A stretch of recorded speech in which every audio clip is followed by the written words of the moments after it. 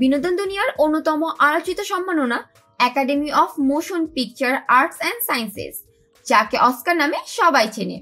জমকালো আয়োজনে বাংলাদেশ সময় সোমবার সকালে বিজয়ীদের হাতে তুলে দেওয়া হয়েছে ৯৭তম অস্কার। এবারের আসরে অস্কার জয় করে নিল ফিলিস্তিন ইসরায়েলের যৌথ প্রযোজনায় নির্মিত তথ্যচিত্র নো আদার ল্যান্ড। সেরা তথ্যচিত্রের জন্য পুরস্কার ঘরে তুলে নিয়েছে সিনেমাটি। পশ্চিম তীরের এক তরুণ ফিলিস্তিনি কর্মী আদ্রার গল্প উঠে এসেছে তথ্যচিত্রটিতে। তাতে দেখা যায় ইসরায়েলি বাহিনীর কর্তৃক বহিষ্কারাদেশের বিরুদ্ধে আদ্রার সম্প্রদায় বাঁচা মরার লড়াই করে। শৈশব থেকেই আদ্রা সামরিক দখলে তার অঞ্চলে বাড়িঘর ধ্বংস এবং বাসিন্দাদের বাস্তুচ্যুত হওয়ার সঙ্গে বড় হয়েছেন। আদ্রার প্রচেষ্টার প্রতি সমর্থনে এগিয়ে আসেন একজন ইসরায়েলি সাংবাদিক। এই সাংবাদিক নিজেও ইসরায়েলের কর্তৃক ফিলিস্তিনিদের বাস্তুচ্যুত করা সাক্ষী।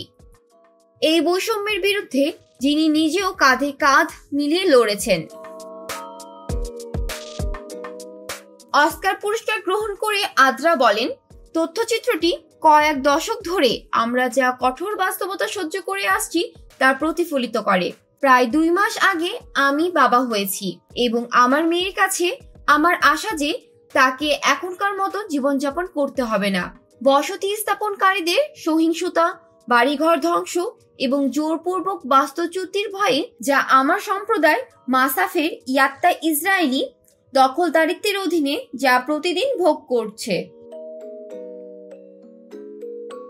এর আগে ২০২৪ সালে বার্লিন আন্তর্জাতিক চলচ্চিত্র উৎসবে দর্শক পুরস্কার এবং তথ্যচিত্র পুরস্কার, পাশাপাশি সেরা নন ফিকশন চলচ্চিত্রের জন্য new York film critics circle পুরস্কারও পেয়েছে no other land. Jannatul Ferdous, showbiz 24, Dhaka.